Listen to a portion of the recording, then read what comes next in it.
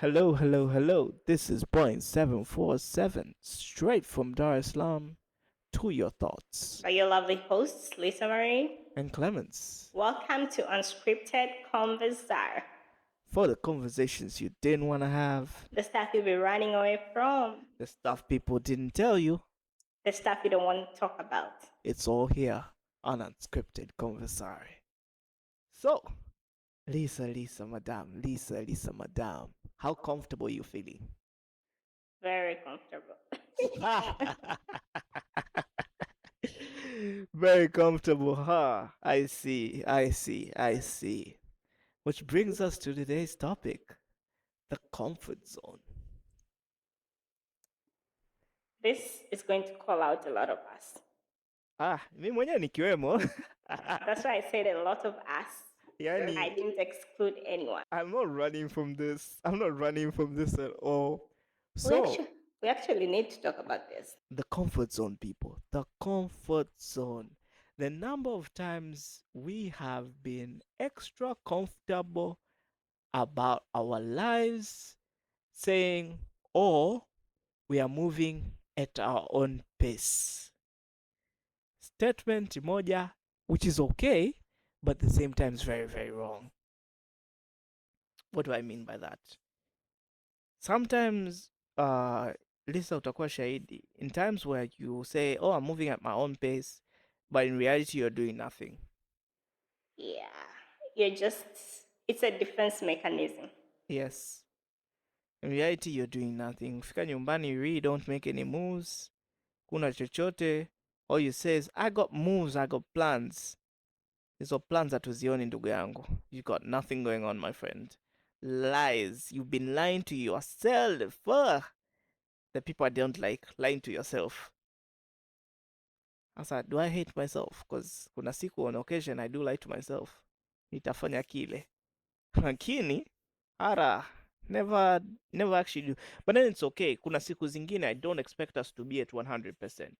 All I'm saying is, hata kama you can't effectively show up at 100% every single day, you at least expect yourself in a week to slightly show up for yourself to move the needle from one point to another.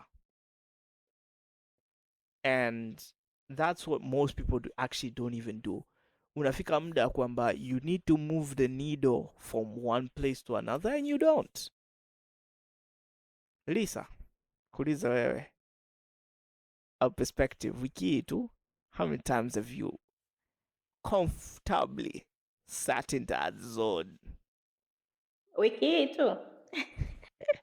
Wiki hii tu, tusende mbali, tuanze kuhesabu mwezi. Wiki hii tu, like this week, how comfortable have you been? I get really comfortable sometimes.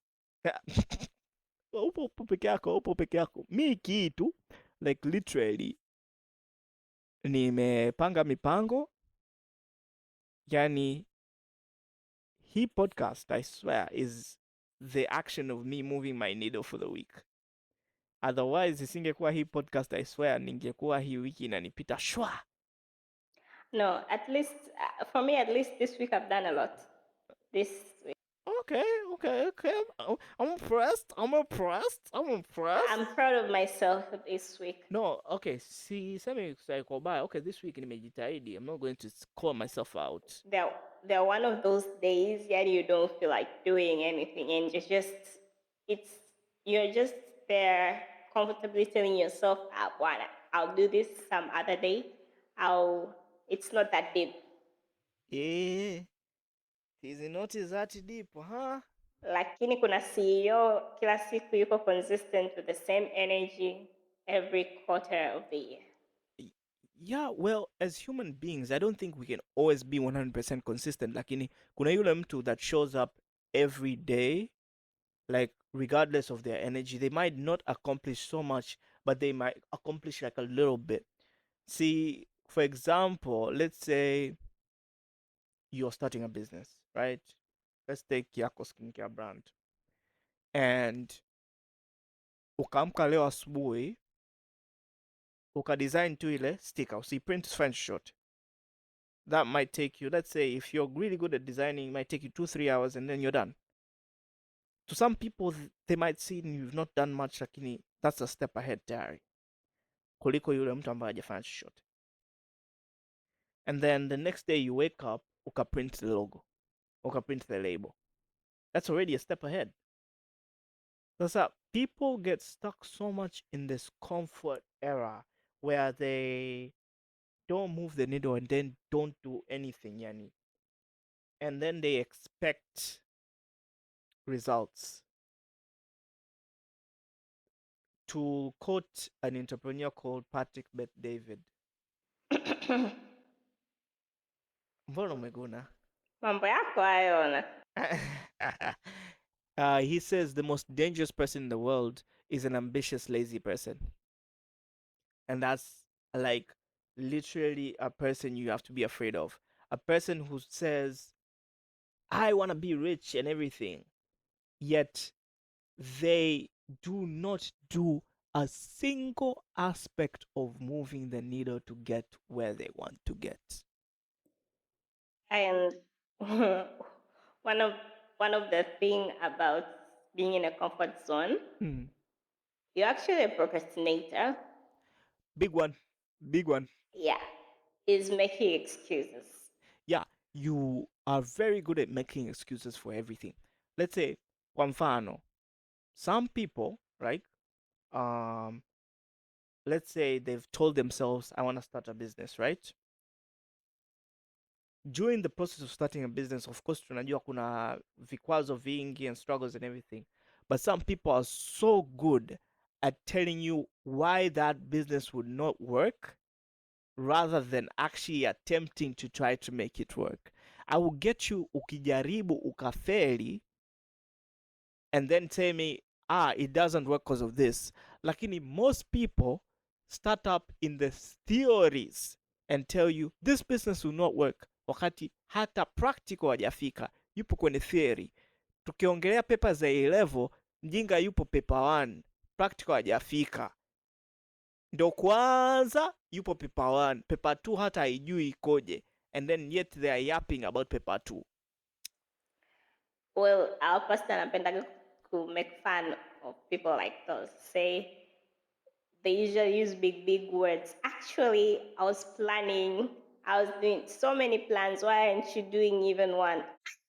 Hata I was planning me, cause like, okay, kwa mfano example, mimi, the one thing I'll give myself credit for, like, if I plan something, it might take a while because the circumstances na vitu kama hivi, but I'll eventually like go execute it, like eventually, no matter how much it will fail or anything, I'll just execute it regardless. Like, sometimes of course life gets overwhelming, sikatai, but at least move the needle kwenye mipango yako. Like, if you have a checklist of plans that you want to achieve, at least kwa mwaka, sikutegemei uchecklist list nzima. Unaweza kuwa na new year resolutions 10, but if you finish the year checking off 4, trust me, you have better than most people. And one of the trick I've been given by our pastor in the beginning of the year, like, don't have too many goals for the year because you feel like you have not accomplished any. True. Yeah. So just have like maybe let's say one goal per quarter, or even just 2 goals a year. Yeah. When you accomplish those 2, you feel More motivated to do the rest of the things that you want to do rather than having a whole list of. And I really could relate to this because I've seen over the years when I come with this new year resolutions, vision board has a bunch of stuff. And I end up doing none of those. In the end of the day, I'll look like I'm not even good enough. It's just that I've put a lot of weight on my shoulder without even trying what I can actually do. And let's be honest, make your goals achievable. Don't lie to yourself, kwa sababu, You can be a little bit delusional, but not very yeah, delusional. not very delusional. Like, let's say you have a business making let's say a year, 2 million, right? New Year resolution, I want my business to make this year 2.5 million, which is attainable. It's like a nice, easy goal. Ukienda sana delusional 3 million.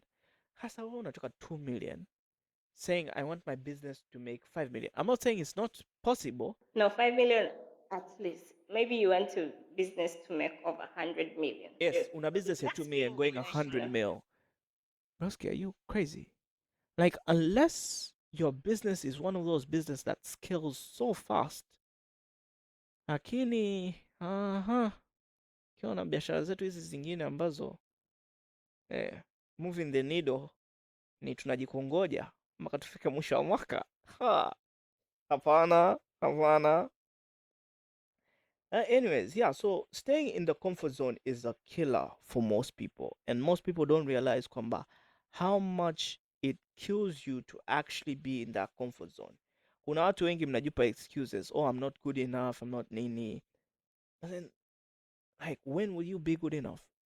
When? And the moment you're good enough, you're probably swamped with the other stuff that you're doing. Sababu, kwa mfano haya maisha, ukifikiria kwamba you've got to live. You've got to earn some money to be able to survive. And if you're not starting a business, let's say you have an idea to start a business, that means you have to do extra work to survive your expenses. The more extra work you do, the less time you have to think about your business. So tell me, when are you going to actually find time to be good enough to start that business? We're never good enough, trust me. Yeah, You never. just have to do it. Just learn on the fly. You just learn on the way. Yeah. So the number of people that actually comfort zone affects them in multiple areas. Na comfort zone sio kwamba kwenye mipango tu ya maisha. It's like even relationships. Comfort zone comfort zone is such a killer for relationships. And I think people who are like have the most abilities are most likely to be in the comfort zone because of a perfectionist mindset. Yes, not perfectionists. Perfectionists actually strive for perfection.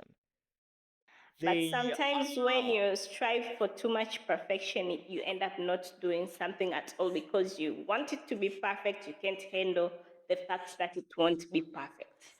yes. Okay, now I get your point. You put the point pretty well across. Yeah, I'm saying it's like kuna watu, like, let's say for example a relationship, and you have people that actually go out there and they know for me to have a healthy relationship, I probably need to change one, two, three about my life. Lakini those things to change are difficult.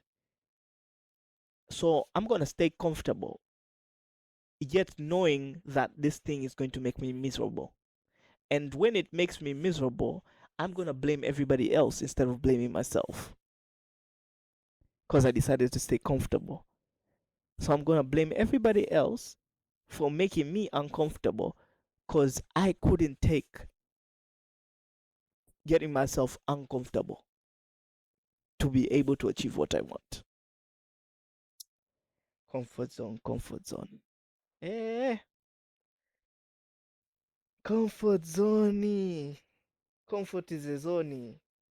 Kuna mtu actually jina yake anaitwa Comfort. This is weird. I don't know why that name popped up in my head. Do we know someone named Comfort? I don't know, maybe you do. Ah, it's funny. No, I just remember the name. It's weird. It's in my head. But comfort sometimes means like comforting, you know. Yeah, Maybe but then that's I the remember like specifically like someone's name being Comfort. yeah. Anyways, it doesn't matter. I just remember the name. Kama ni wewe nimekumbuka basi. Hi, whoever you are. I don't remember you. Anyways, so basically I don't know why, but so many people like end up not being successful or even attaining your goals. Achana na, yeah, successful is relevant. I think the term successful is very, very relevant, and it depends on what you term as successful. Sababu kuna mtu kununua kikombe cha chai, that's successful. It's true. Yeah, Yeah, I'm because not denying. that's their level of success. Could not compare. Come on. So in terms of like some most people are big dreamers. Like I think like the whole world is big dreamers. And Don't say that. You haven't met people. okay, we can relate. I'm saying Because there are some people are bare minimum. Like they're so much in the comfort zone that they can't even dream big. no. I'm saying they are big dreamers, but they're stuck in the comfort zone. Why am I saying that? I'm pretty sure this person in their head somewhere could have thought of becoming something, right?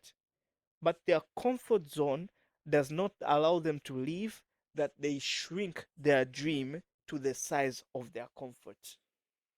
Wow. Hallelujah. Yeah, so they shrink their dream to the size of their comfort. And I think that's what most people do. Ni kwamba they dream so big it scares them. How do you get there? But dreams, if your dreams don't scare you, it means you're not dreaming. Yes. You're not dreaming I'm big saying enough. now that's where the comfort zone plays its role. The people that succeed see their dream, get scared by it, get intimidated by it, but then look at it in the face and like, you know what? Let's do it anyways. Let's get out of this place. But the people that never achieve their dream and then shrink their dreams to the size of comfort zone, they look at their dreams like, oh, this is scary. I will never achieve this. And then I am this person because that place is comfortable for you. That place is easy going for you. That place is easy for you to reach. In your head, that place is easy. So we are all defined by what's our definition of easy. Mm. We all stop at easy.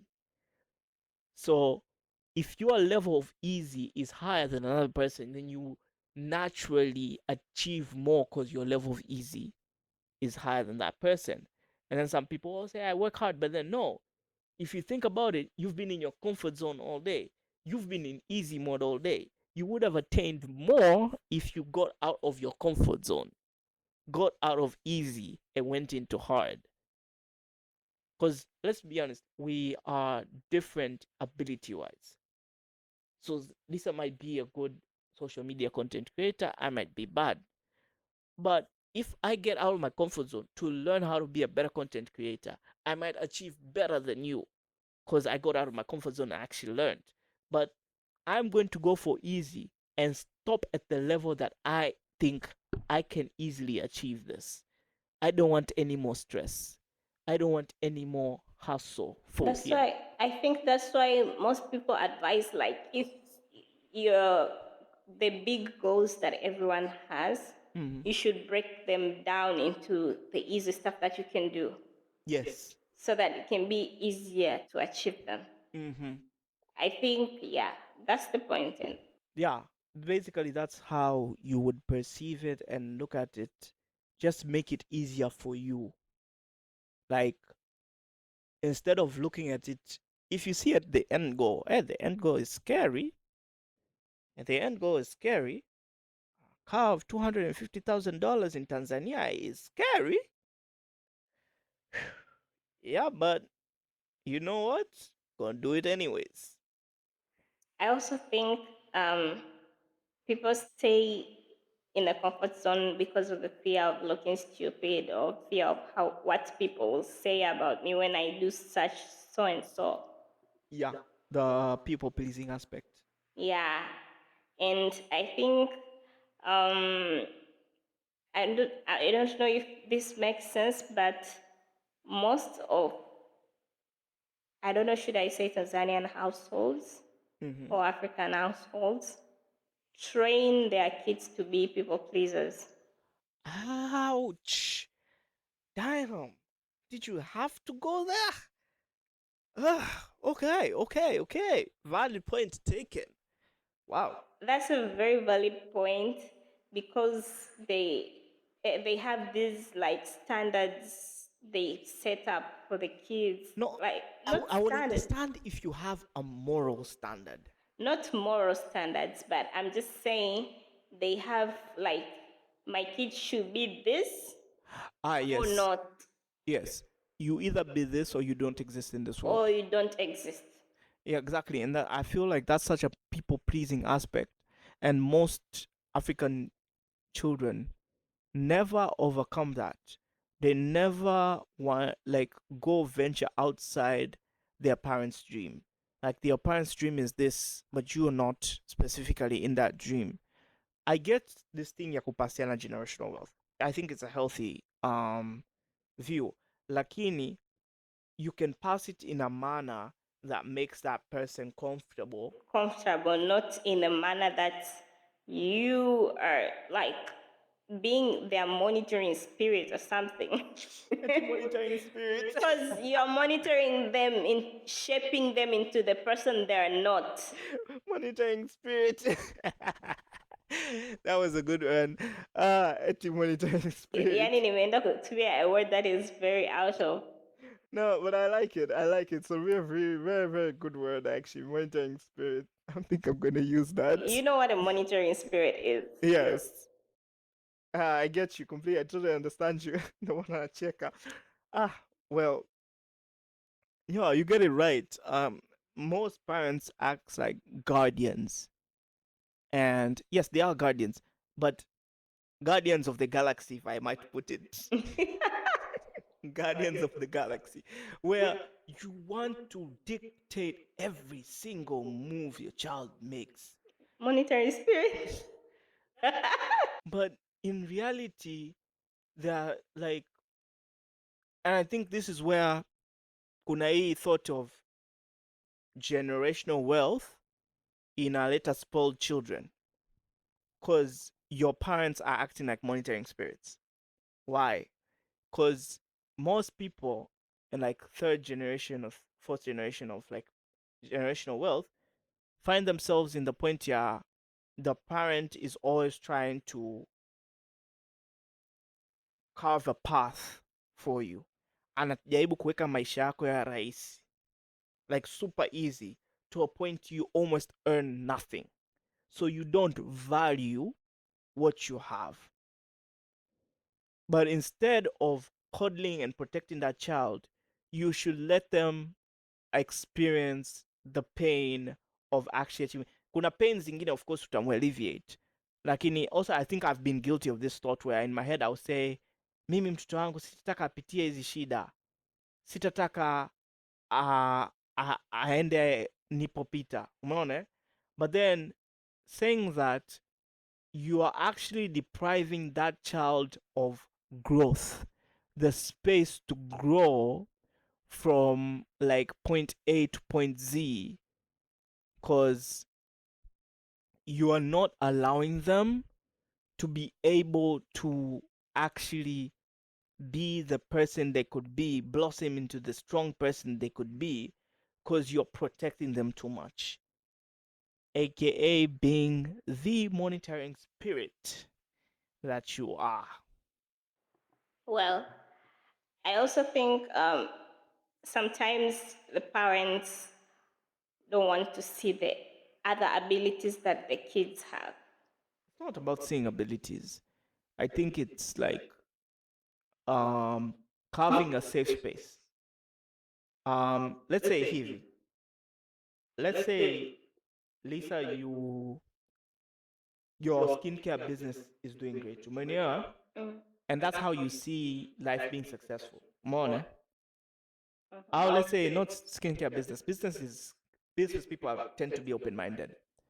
Um, let's say your job as a doctor has paved the way to be successful, right? Now you want your child to be a doctor because you know exactly what every step takes to become a doctor.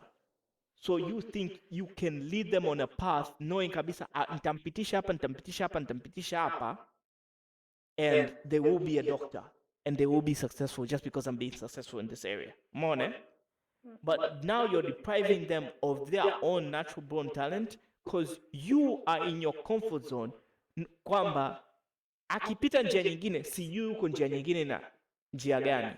So now I am not comfortable passing them through a route that I don't have answers for. I think they be scared of what the world has to offer. They don't want the child to go through. You get it? Exactly. Any troubles. Yeah, but I get it. As a parent, yes, you don't want your child to go through troubles, but I feel like troubles shape a person. Kuna vitu vingine ndio unamwepusha navyo. Yes. But I feel like for any human being, a bit of struggle builds character. True. The Although we shouldn't like glamorize I'm struggle, not glamorizing struggle. but a bit of struggle A bit here of struggle is healthy. A bit of struggle is healthy. Like overcoming tasks on your own. Like a good example is most parents in later in life complain, my child's not a good problem solver. He does not know how to be independent.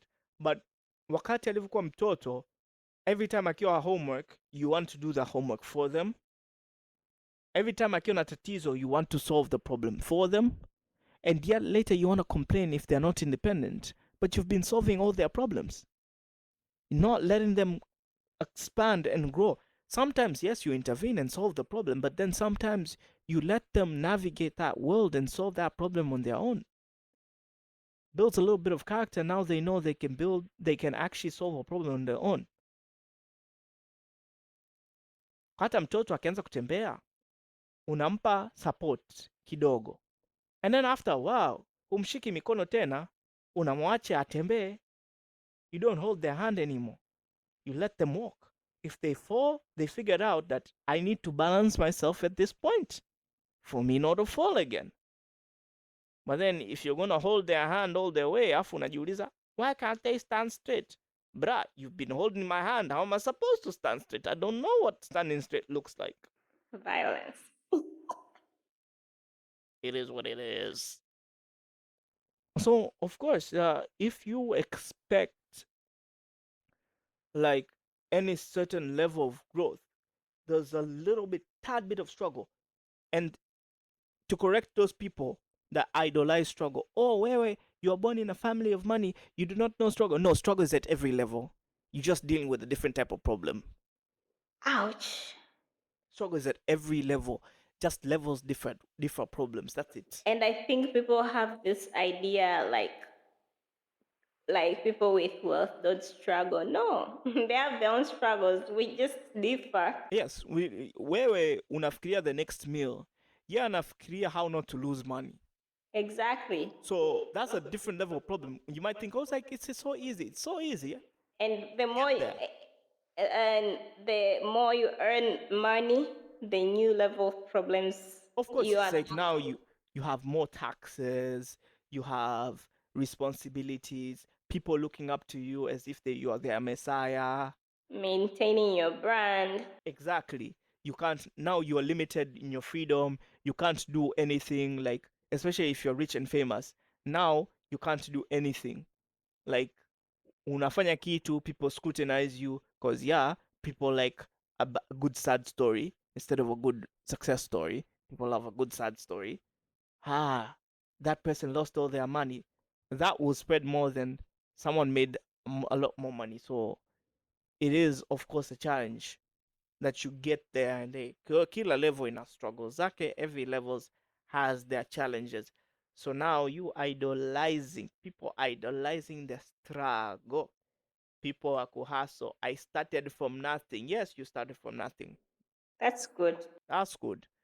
We appreciate that you have more character than most, but don't now force everybody to look down on people just because they started with something.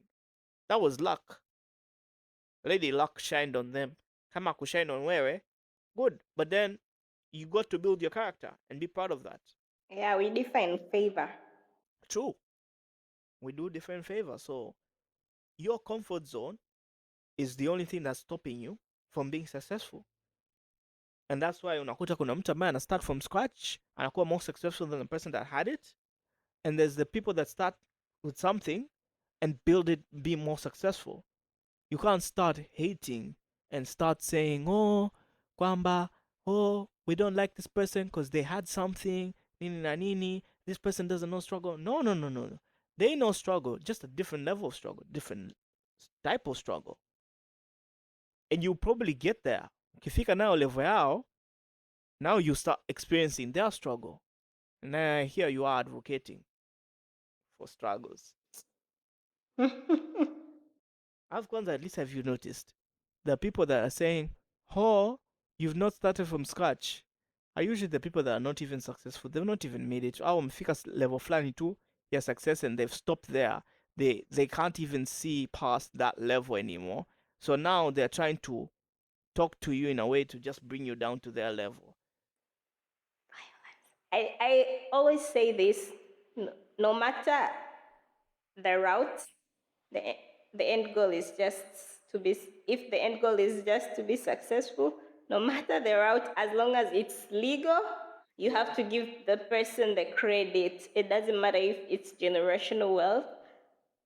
People work their ass off. Of course, and then yeah, so it's very very difficult to think like, all right, now I'm at this level. I've got to accept, okay, fine, I'm at this level now. I've just got to find a way past it. Like in watu ambao hawajafika your level now, they're gonna shame people that go past that level. Yeah. Anyways, it's all good. So good. Uh, comfort zone, comfort zone, comfort zone. What else? Mm, You feel like you have something on your chest. Just say it. not really. Um, I'm just saying sometimes you have to let go the fear of looking stupid because no one is going to pay your bills. Ah. In the end of the day, when you're down and broke, Uh, they won't even care. They won't even know sometimes. So if you're in your comfort zone because you're afraid of looking stupid or looking funny or maybe, oh, this is cringe, mm, girl, just get up and do what you want to do. of I think this is something that I had to struggle with a lot. No, I think the only level of cringe that should be accepted as cringe is cringe outside your moral values. Yeah, that's the only cringe. But if it's not morally, Affecting that's not cringe. It's not cringe. So if it's outside your moral values, fine, that's cringe. But inside your moral values, nah, that's not cringe. That's cringe to other people. yeah, So you figure that out. Kwa hiyo, again, uh, just stay out of your comfort zone. I don't think like a comfort zone is the healthiest place to be in if you want to go to the next level and actually succeed and achieve something. I feel like get out of your comfort zone.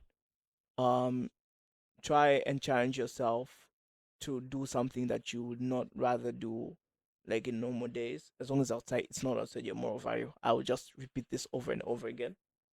But as long as you can now be able to go outside your comfort zone, achieve something, try something new, then you're fine. You're actually on the ascendance.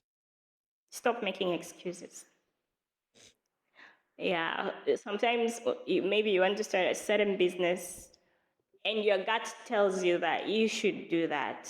And you go like, ah, but the market is oversaturated. Yes, the market is oversaturated, but they don't have somebody like you, so you're fit to make it to the market too. That's true. And especially like, okay, the market's oversaturated. What is the market oversaturated with? I think that's a follow-up question that you need to ask yourself. Is am I going to provide the same service as everybody else? That's where research comes in. Just do your intensive research. Make sure something you want to do, you really know the details. You're really good at it. In a way, when people ask questions, you know the answers. No, it's not necessarily being good at it at the start. Yeah, of course you can't be good at the Yeah, start, it's but I'm it's just saying, more just know the details. Like, Yeah, do your research. know the details so you know where to carve your space in the market. Yeah. Because like hata ukiangalia sasa hivi, there's so many content creators out there, so many of them, like so many of them. But everybody, if you, yeah, if you are generic, then don't complain if you don't get views because you're generic. I see you everywhere. Like I'm not saying specifically your face, but your content is like everywhere. Like your type of content. But then if you have a twist to your content that makes you unique, that's what people are attracted to. The difference. What difference do you bring onto the table? What other thing do you bring to the table that I would want to come to you and not to come somebody else? And that's what sets apart people. And that's why I'm saying the research part is really good and really healthy, that you figure out, okay, this is the market, this is what people are doing, this is what people are not doing.